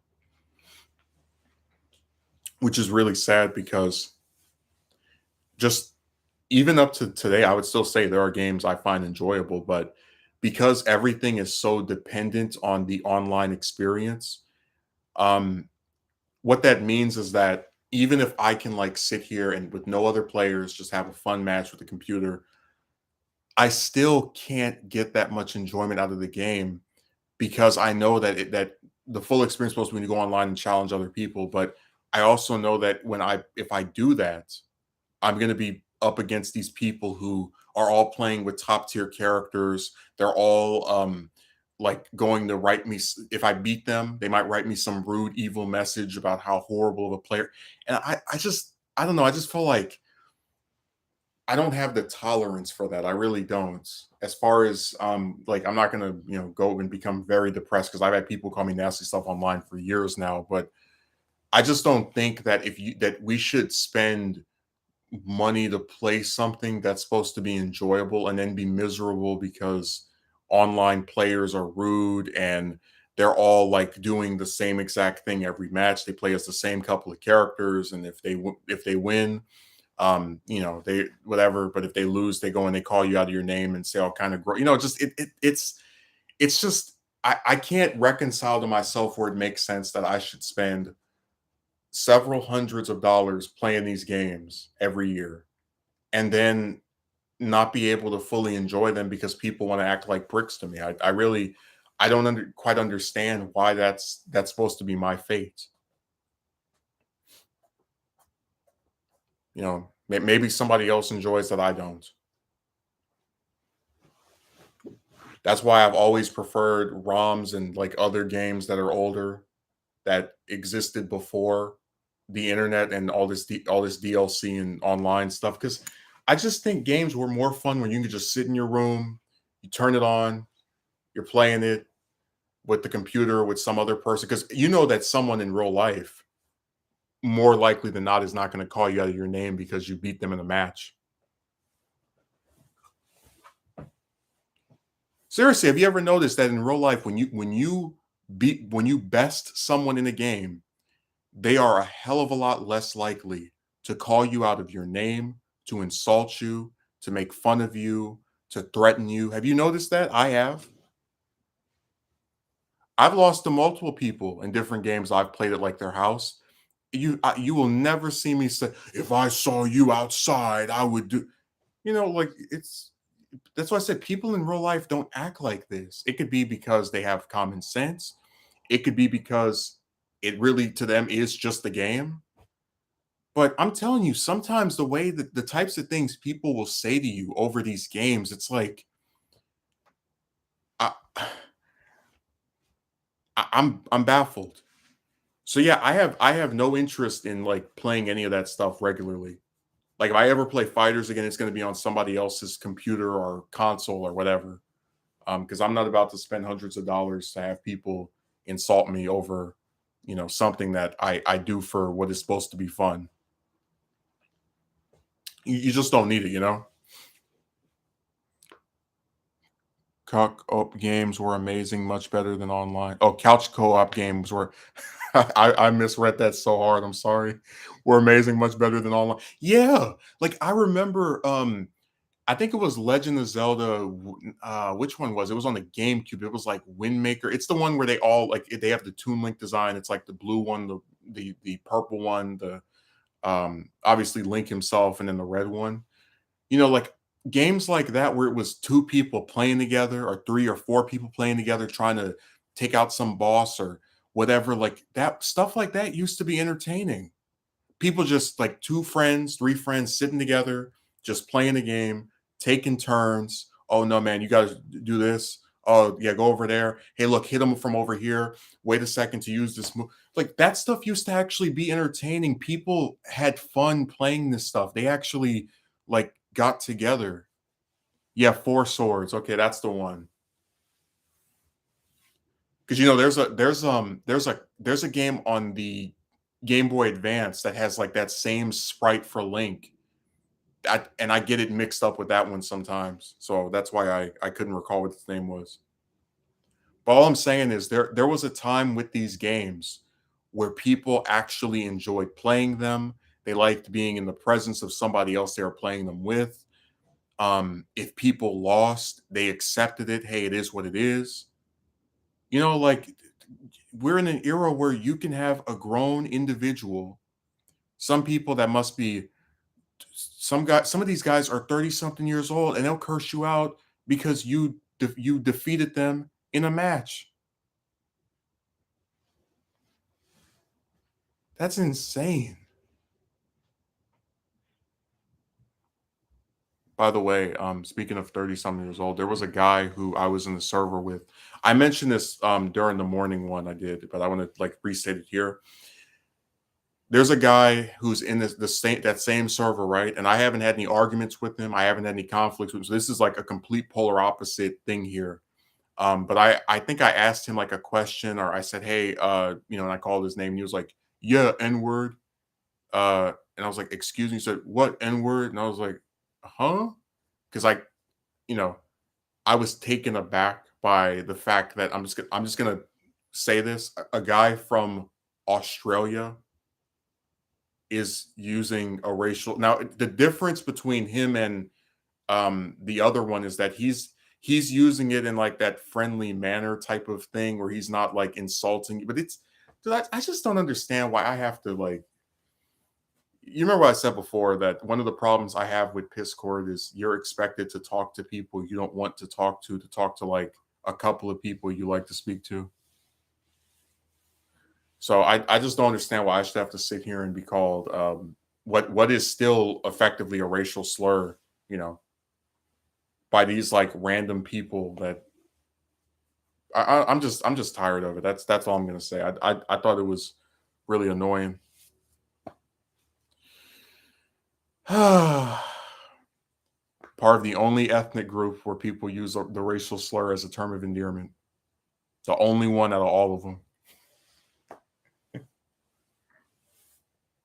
Like I said, man, it's all about winning with these people. I mean, I guess, but that's why I said I remember back when I used to actually have fun playing games. Like I didn't dread playing it online with someone and then they call me a name because they didn't win or they lost or whatever. Like I just I know that you don't that there's a way to not have to put up with that stuff. That for the majority of the time that people have been playing games, this didn't exist. Like I said, you go back and play Budokai 3. Do you think you're going to get a message from the computer? You cheated and I hate you. No, you wouldn't. All this weird toxic drivel is from people on the internet who feel like they own you or like you should put up with their stuff or they should talk to you any kind of way they want.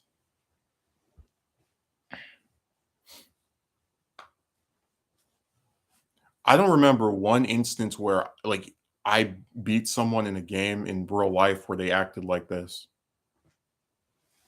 By the way, I always do remember actually there was one guy when I was in 11th grade. He was trying to sell his play. I think it was his PS3. It might have been his PS2 or PS3. It's one of those PS PlayStations, but he was trying to sell it at school and he was like talk he was in one of the classes with me and he was trying to like bargain with some guy for a price. And the thing I thought was so funny was that he put it on his desk like to show it to the guy and the teacher said something to him and like I guess just imagine the imagery of having some guy sitting in a history class with the game console just in front of you get where that's like really comedic to me, just like the imagery of oh, we're in history class. My PlayStation decided to join me. I just always thought that was so weird. Like and I've never forgotten the image of him sitting in his little like his desk, right? With the PlayStation right in front of him like this. And he's like the teacher's like just talking to him casually like this is normal. Just bring a whole gaming console to school and and bargain like this like we're in a real life version of eBay. Oh my god. I'll never forget that image. Anybody want to buy my PlayStation? And it's just sitting there right in front of him.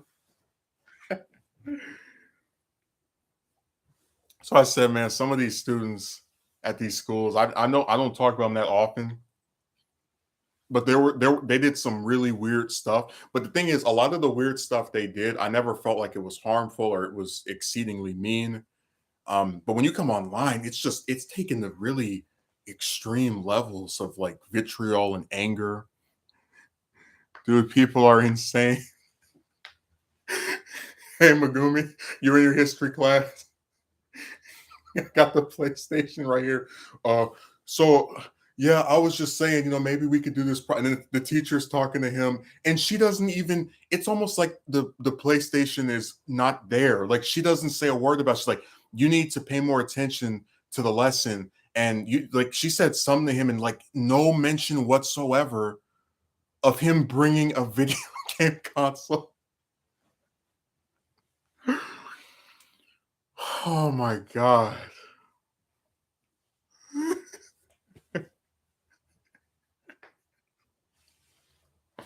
That's one image that will never leave me from my 11th grade year of high school. I'll never forget that. Just having a guy bring a PlayStation to school.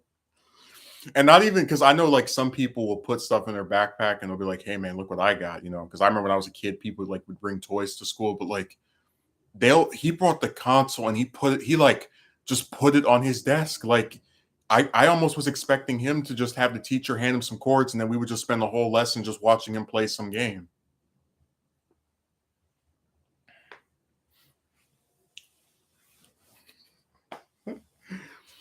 God, man, like I will never forget that image. That was nuts. I've never seen anybody do that at any prior school I went to before or like afterward. It was really crazy.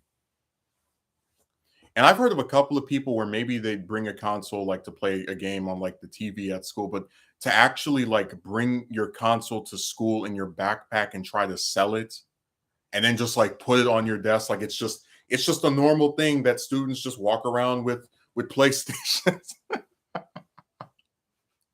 Yeah, what is this showing? Like, hey, I just decided to bring my PlayStation today, and I got them about 3 years ago, and it's a pretty good model.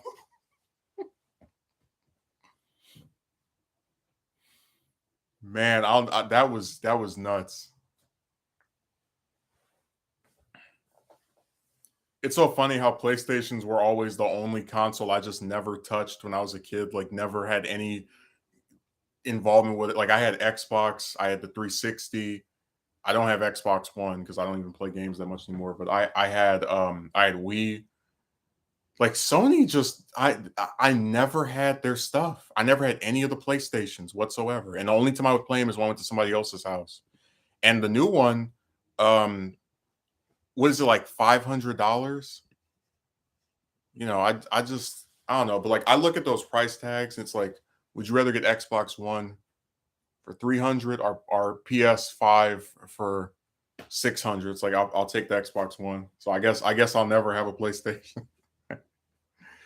I guess it'll always just be something I see in people's videos and at school. And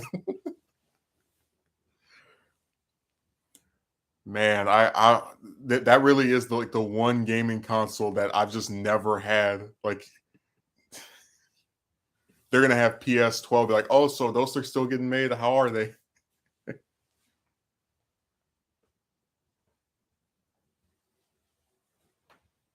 Oh yeah, people find ways to make DVDs cost a lot. I've seen box sets that haven't even been out for like 15 years. That when they came out, the retail price was like 60, $70. Now they're going for $300. And that's really scary too because, and I've explained this before, there are a lot of old movies that you can't get online. They're not uploaded on YouTube. If they are uploaded on YouTube, they're in crappy quality. Let's put it that way. They're not on iTunes. A lot of these websites, if they have them, they're in bad quality. Like to get an actual decent picture of some of these movies, you have to go out and buy them. Like buy a physical copy of a VHS or a DVD, and it's like when those start going up in prices, that's really scary because it means that if this stuff doesn't get re-released every maybe like 5 years or 10 years, you're just not going to be able to watch it unless like legally anywhere own it. Because who's to say my internet goes off and I want to just let's turn on a horror movie or let's turn on some superhero movie. You know what I mean? Like that's really disturbing to think about that like DVDs can be out for less than 10 years and their price can get bumped up by like 50, 60, $70.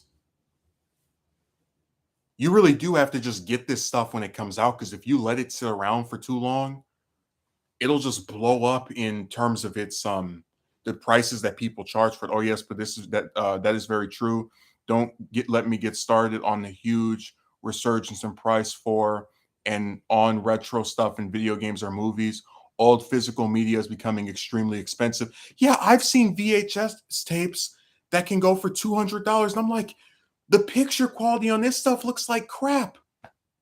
Like I'm not saying the movie or the show is bad, but it's like this is what is you're I'm being charged to watch something that I can see on my computer in better quality for free.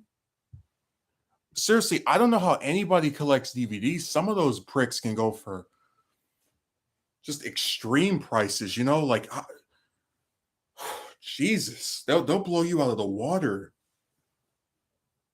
Like I've seen some Blu-ray copies, which you would think it makes more sense that it costs more because it's like it's like supposed to be the highest quality of the movie available. They're going for like $9, but the DVD is like 30 or 40. Jesus Christ. Oh, I'm sorry, I said the Lord's name in vain.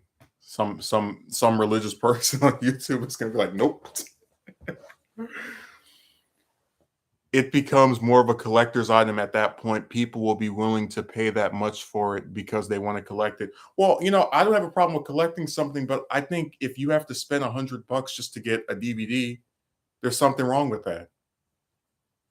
Because DVDs are as a physical medium are not really that old. And what I mean by that is if you look at TV shows and movies, DVDs started to like destroy VHSs like what around the 90s to 2000s. So it's really only been something that over like the last 20 years, people are just, like completely consuming and forget VHSs.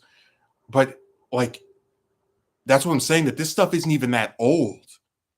And it's selling for prices that no normal person would even pay. I MP3 players and iPods are very hard to find in flea markets.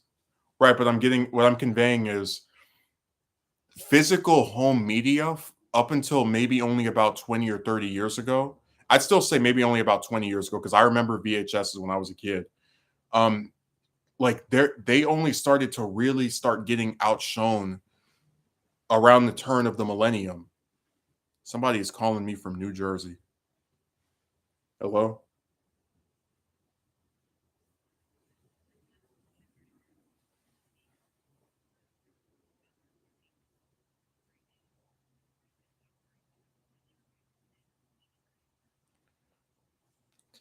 Man, some stupid credit card company talking about we have you approved to remove your I don't have any debt. I barely buy anything anyway, so it's like I don't it's just stupid. But like I was saying, DVDs are still a fairly recent thing. That's why it's so disturbing to me that you have to pay these excessive prices for something that didn't even exist that much like 20 years ago. And you know what I'm talking about? That like if you look at a lot of classic shows and movies from like the 90s, 80s, 70s, some of that stuff isn't even 40 years old, and you can sometimes get VHSs of it that are cheaper than the DVDs of it. And some of these websites are crazy. They want $30 so they can send you an HD high picture definition version of this movie. It's like I can't even. First of all, I have no DVD player. I have not like I'm not even joking. I have nothing to watch a DVD on because everything what I'm talking about, right? Like you have all these different movie files that you might put in your email or like you have files from like on Apple TV that you can watch, but actual DVD players, I don't have one. So if I do get a DVD, it's just gonna sit there and I'm gonna look at it and go, "Oh my god, you're so cute in your little box." Like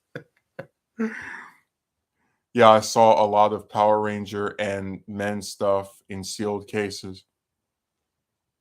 Oh, it definitely is more of a collector's item. What about your computer? Does it have a disk drive? You know what? I had one about 4 or 5 years ago when I first started, like, doing YouTube regularly that I could play DVDs on. But yeah, I know what you're talking about, that little, like, little line that's on the side, you put the DVD in there, it plays it. I don't have that on here.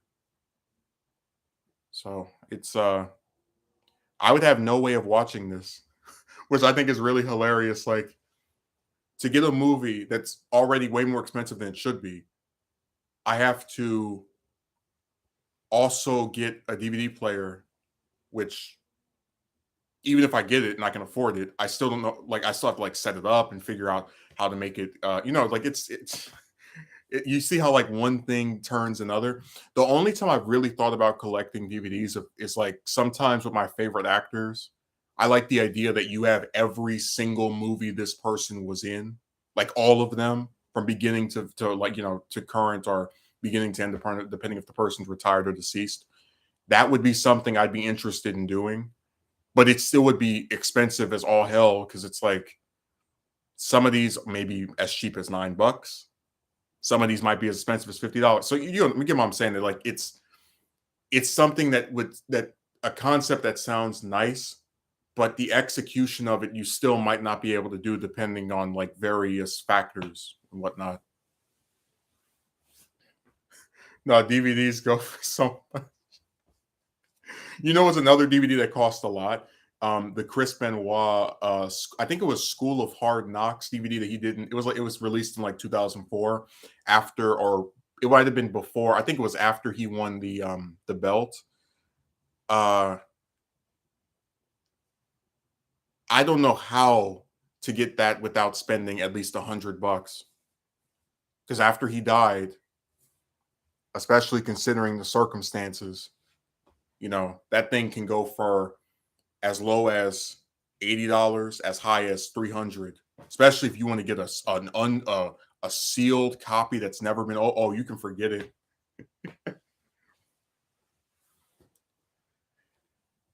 Man, this stuff is just.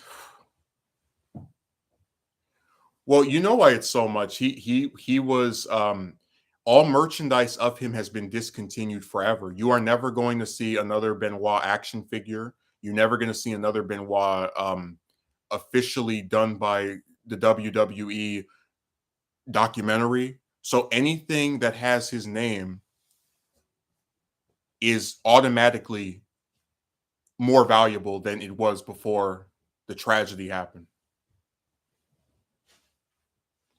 Well, this was before that happened, so they're not honoring him for doing that. I know people online like to have revisionist history and frame events in a certain way, but that was several years before that happened, and they had no way of predicting that because something like that had never happened before or since.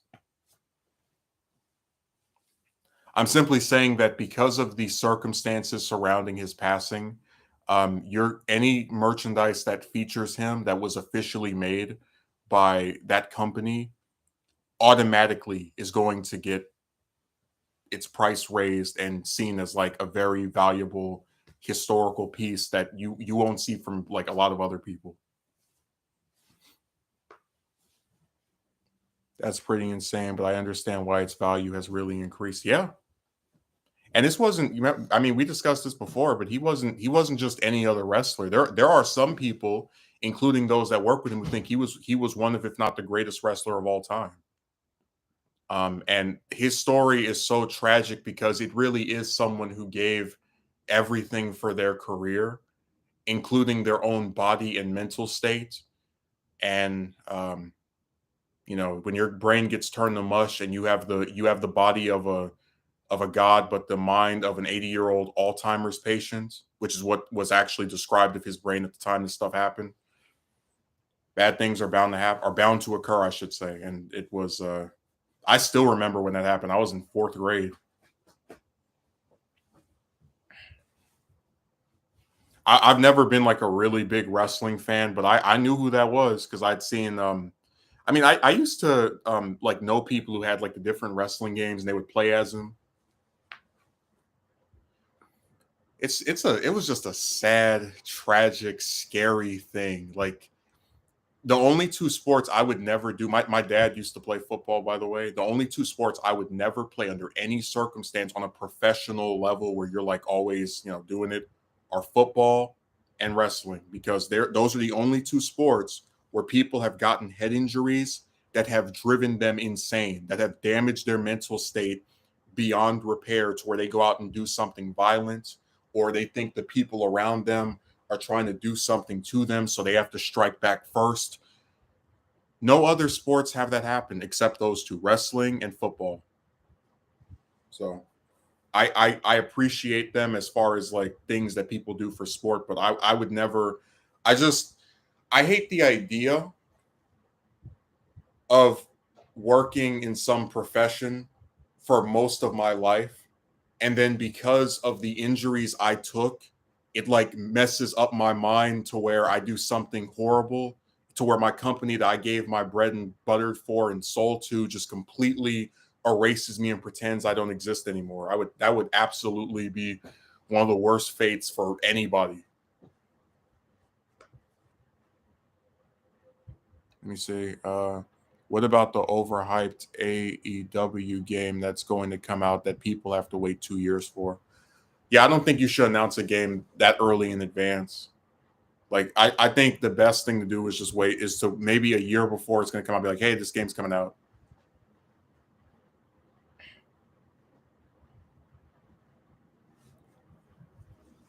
Dude, I'm not even joking. If you want a Benoit action figure, $200. If you want a Benoit t-shirt, $300. If you want his DVD, sometimes 100, sometimes 300.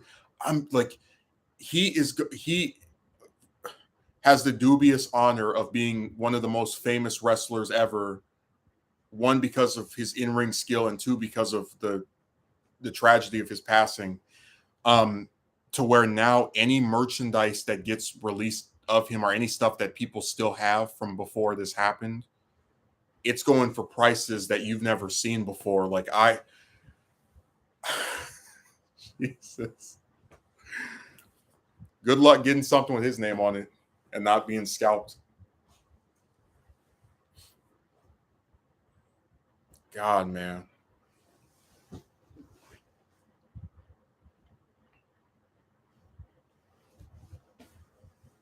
I'm not even joking. Some people could probably, if they have enough stuff from him where it's like autographs and his and like multiple copies of, because there are some people that buy stuff in bulk.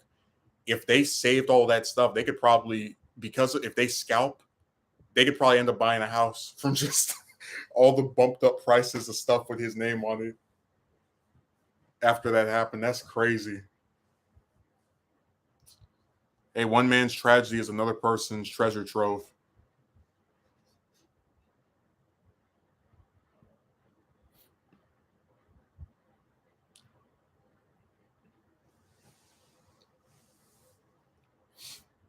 God, I just think these DVDs are selling for too much, and people, they can take the most minor of stuff and just overprice it. Like, here's this person's signature. Oh, cool. How much is it? 800. Yeah, no, and walk away. Scalpers and resellers are a huge annoyance when you're hunting for certain physical media. Yeah, because they're always looking for ways to bump something's price up by 30%, 60%, 80%, 100%.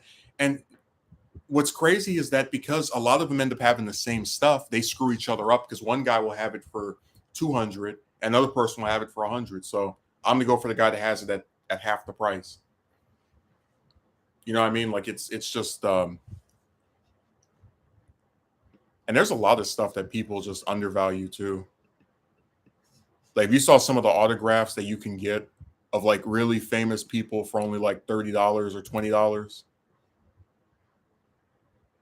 that should tell you all you need to know about like the prices associated with these things, and just how people they'll overinflate the importance of some stuff and undervalue the importance of others.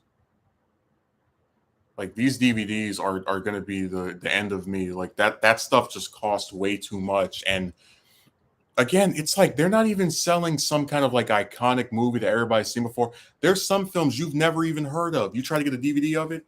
Oh, sure, buddy. Here's, just pay me $200. It's like, what?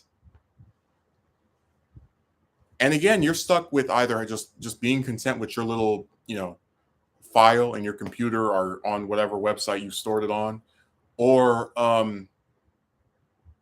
yeah, pretty much just having it on a computer, or maybe trying to find it somewhere else, hoping that the price is cheaper. But it's so crazy to me. Oh yeah, I've seen some of those listings on eBay before, selling Michael Jordan picture frame of his signature for nearly 1,000. Yeah, And again, it's like this is one of the most famous basketball players ever, but I don't think there's anyone's signature. Like they could sell Jesus Christ's signature for 1,000. I still wouldn't pay for it. I'm just telling you the truth. There's nobody that I'm spending that much for. That's not a shot at him. That's a shot at just how over priced a lot of this stuff is. But look, I did my 2 hours. I served my time. I technically did 3 hours today if you count the other one I did. So I hope you enjoyed this stream. We'll be back on Monday. Have a good rest of your Saturday and weekend. And I should finish that video this week, the new edited video. I just have to like iron out the script, figure out what pictures I want to use.